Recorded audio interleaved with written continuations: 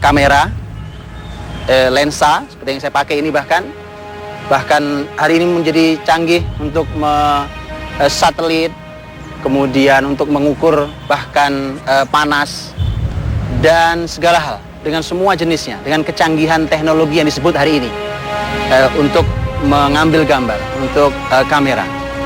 Di balik semua ini, semuanya diawali dari seorang ilmuwan jenius dalam Islam. Di masa abad meledaknya ilmu Islam, di masa itulah ilmuwan Islam ini mengoreksi ilmu tentang optik, tentang pencahayaan yang sudah lama mati, tidak berkembang. Dan kemudian dia hidupkan, dan kemudian melahirkan semua peralatan teknologi yang berhubungan dengan lensa, dengan pencahayaan, dan yang kita kenal hari ini dengan diantaranya dengan masalah foto. Dan di balik itu ada ilmuwan sangat besar dalam Islam yang menginspirasi seluruh dunia untuk semua peralatan yang canggih hari ini.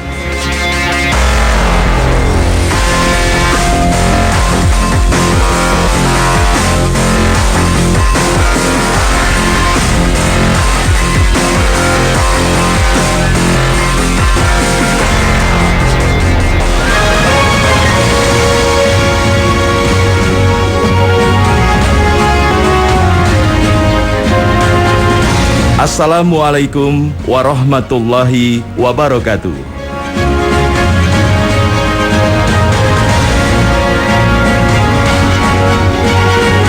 Bagi pecinta selfie, wavy, dan foto-foto petualangan serta liburan, sadarilah bahwa kecanggihan foto dalam genggaman handphone kita mempunyai nilai sejarah yang panjang. Dan ujungnya ada pada seorang penemu optik hebat dunia, dan dia seorang muslim. Begitu juga dengan kamera canggih yang kita pakai untuk menjepret momen liburan. Awalnya hanya berbentuk ide semata.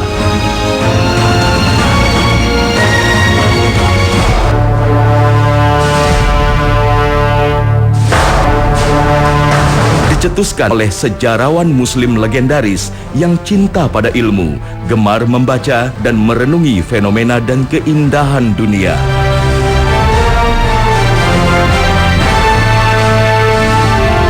Al-Quran yang selalu dibacanya menjadi dasar utama dan motivasi untuk mencetuskan pemikiran dan ide bagi ilmu pengetahuan.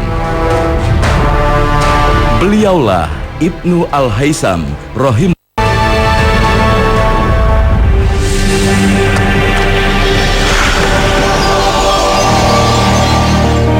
Sejarah dunia telah mengungkapkan betapa dunia Islam telah melahirkan banyak sarjana dan ilmuwan hebat. Di bidang falsafah, sains, politik, sastra, pengobatan, dan lain sebagainya.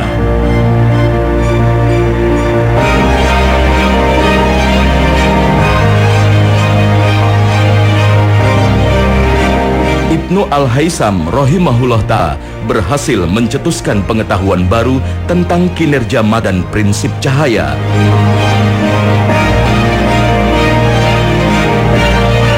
Inilah yang menjadi cikal bakal baginya menciptakan perangkat kamera pertama yang bernama kamera obscura.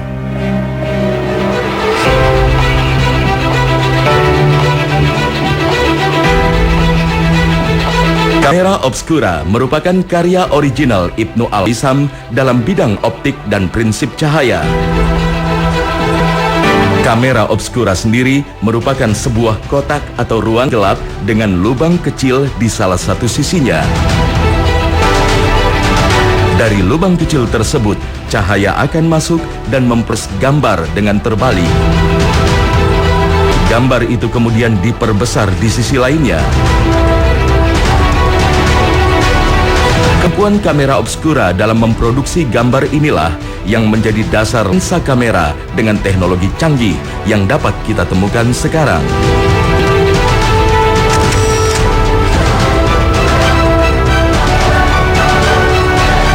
Dimulai dari kamera obskura, penyatuan kombinasi cahaya dan proses kimia akhirnya berkembang memasuki ranah bidang fotografi. Seluruh perkembangan dari perangkat kamera dan fotografi saat ini tidak akan pernah keluar dari prinsip originalitas kamera obskura karya Ibnu Al-Haisam rahimahullah ta'ala.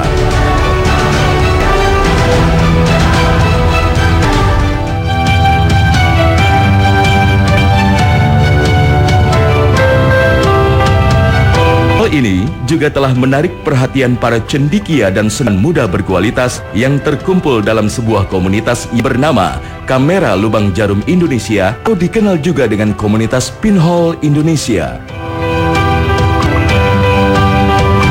Komunitas ini melestarikan penggunaan kamera obskura dan berkarya melalui kamera-kamera handmade sederhana di tengah kecanggihan kamera saat ini.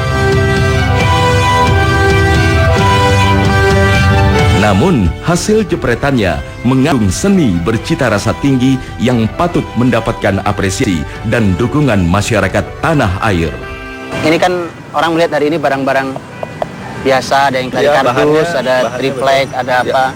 Di saat semua orang hari ini sedang mencoba untuk semakin canggih mungkin. Canggih ya, Tat, ya. Nah, ini menjadi menarik pertanyaannya, kenapa kemudian ini dipilih menjadi ini?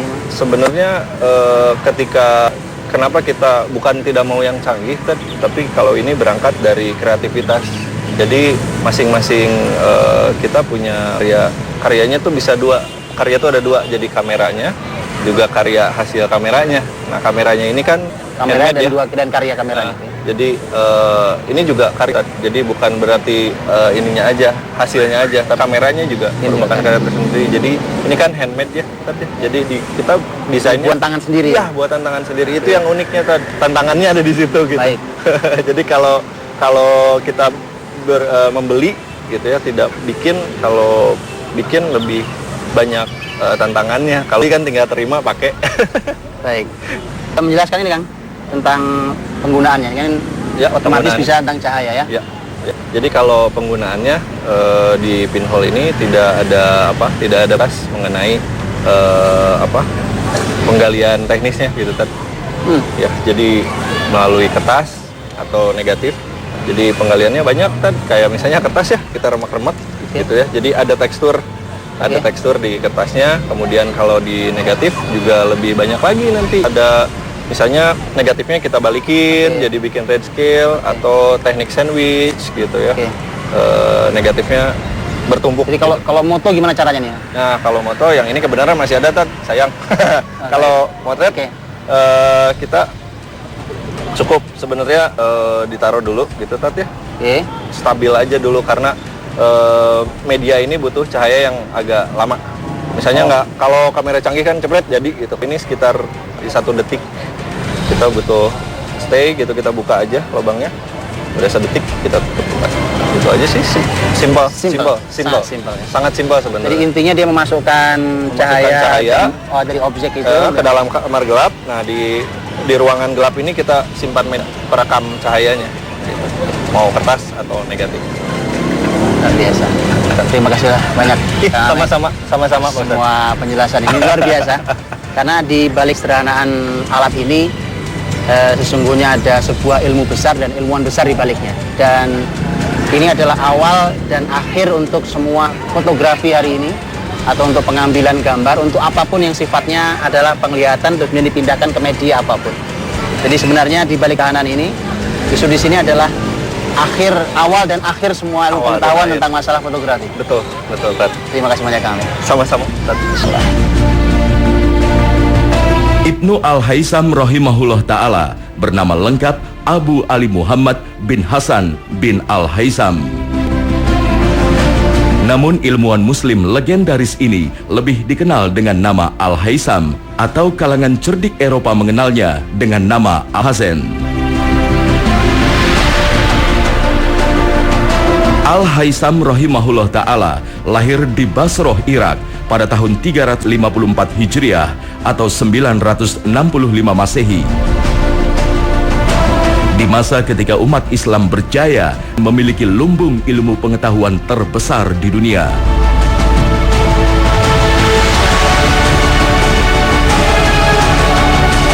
Ibnu Ibnu Al-Haytham tumbuh di zaman kekhalifahan Bani Abbasiyah.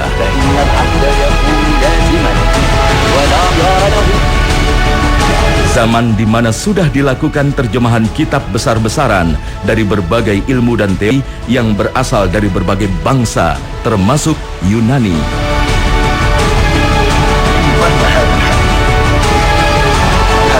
Ilmu-ilmu dahulu kemudian dikoreksi dan dikaji oleh berbagai ilmuwan muslim kala itu.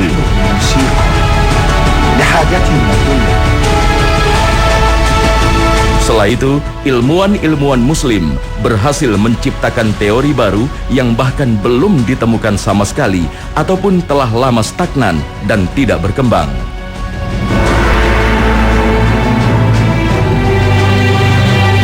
Teori korelasi kinerja mata dan prinsip cahaya misalnya.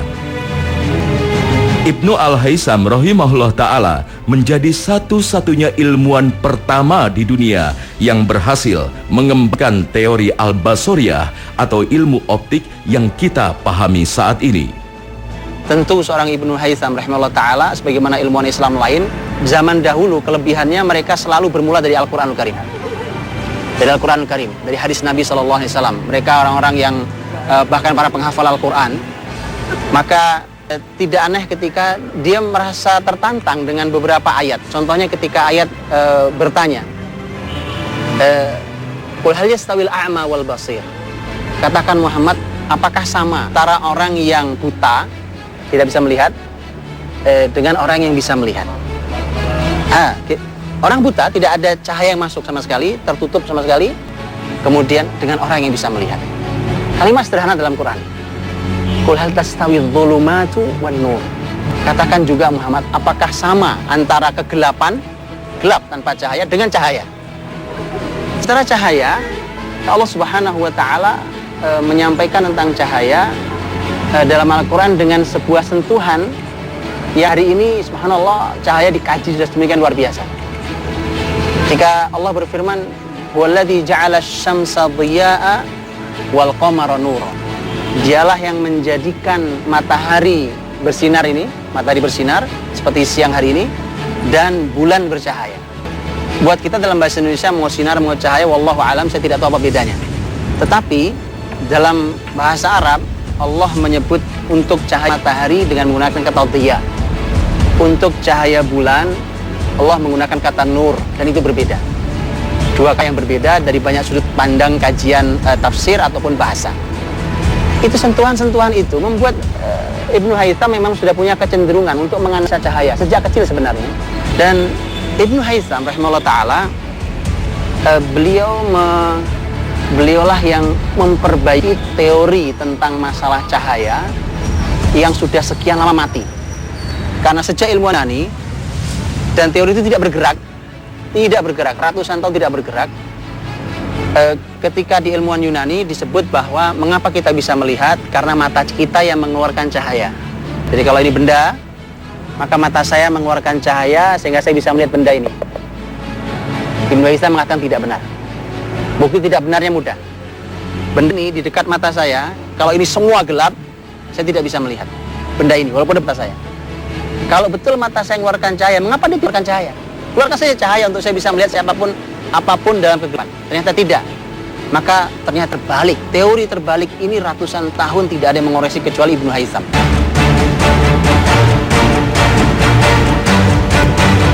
Koreksi keilmuan Ibnu Al-Haytham ini menjadi sangat luar biasa setelah menghasilkan sebuah ledakan teori baru yang menggemparkan kalangan ilmuwan. Bahkan Ibnu Al-Haytham pun menyatakan bahwa cahaya selalu berjalan lurus meski ia terhalang suatu benda apapun. Teori ini kemudian berkembang ke ranah tema pencahayaan dan visualisasi optikal. Secara bersamaan, Ibnu Al-Haytham menganalisa kerja mat yang ternyata sama persis dengan kinerja ruang gelap atau kamera. Apa yang kita lihat, cahaya masuk ke mata kita, ada pengaturan. Kita tahu ada pupil mata kita, terus masuk di retina dan seterusnya, ditangkap, terbalik. Tidak terbalik. Luar biasa. Ibnu Haytham sampai harus membedah disebutkan bedah mata binatang. Jadi ada yang mengatakan itu mata pi dibedah, karenanya di salah satu bukunya itu ada gambar mata. Karenanya Ibnu Haytham juga dikenal sebagai seorang ahli kesehatan mata, dokter mata. Dan karenanya di salah satu negara Ibnu Haytham itu justru dihormati, diketahui, justru lebih dikenalkan sebagai seorang ahli kedokteran mata. Menjadi ahli dalam bidang kedokteran mata, Ibnu Al-Haytham tidak serta-merta menjadi puas akan penelitian.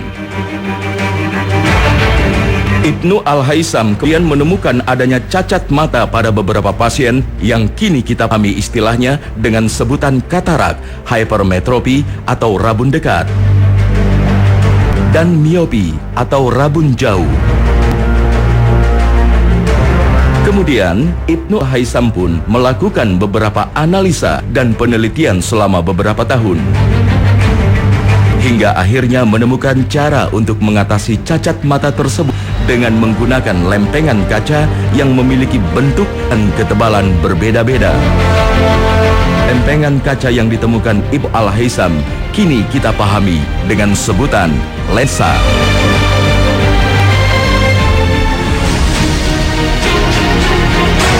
Lensa-lensa yang diciptakan Ibnu Al-Haytham akhirnya berkembang dari masa ke masa dan diproduksi untuk kebutuhan yang bermacam-macam. Baik digunakan untuk kacamata maupun untuk kamera dengan berbagai resolusi dan tingkatan kecanggihannya.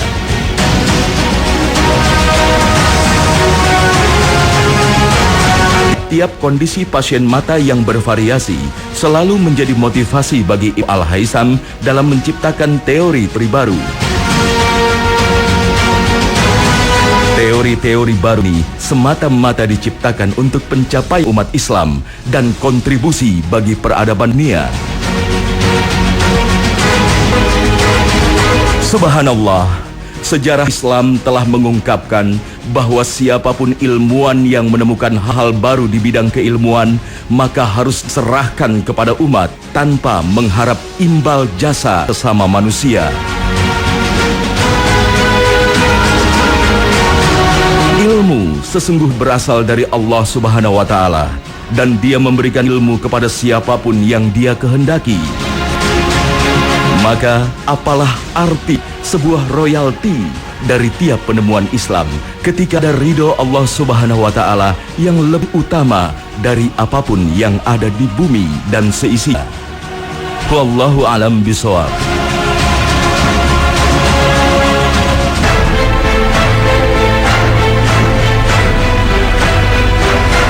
Inilah ilmuwan muslim legendaris yang berhasil menjadi bapak optik, penemu kamera dunia, dan menginspirasi ilmuwan-ilmuwan Eropa sepanjang zaman.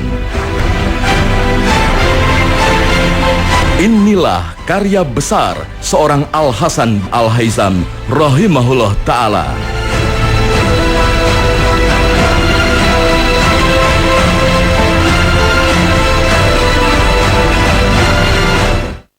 Sebuah karya penelitian yang sangat lama dan hasilnya dikembangkan terus-menerus oleh generasi ilmuwan muslim berikutnya, bahkan kemudian berpindah ke Eropa dan sekarang sudah berkembang setelah ratusan tahun menjadi berbagai macam peralatan yang kita lihat dan kita kenal hari ini.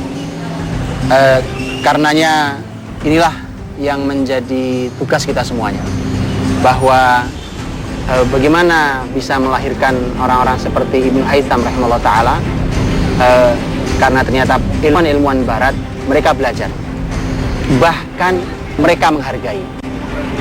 Tahun 99 ilmuwan NASA, dan mereka juga harus mengakui karena semua peralatan lensa segala macam semua harus mengakui Ibnu Haytham. Mereka mengakui. 99 mereka disebutkan, mereka memberikan nama salah satu gunung bulan diberi nama Ibnu Haytham.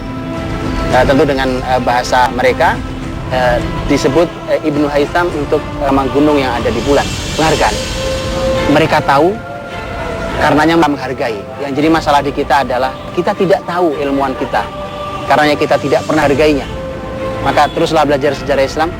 Kita akan tahu bagaimana karya-karya besar dalam Islam. Untuk kita mencintai para ilmuwan Islam, kita menghargai mereka.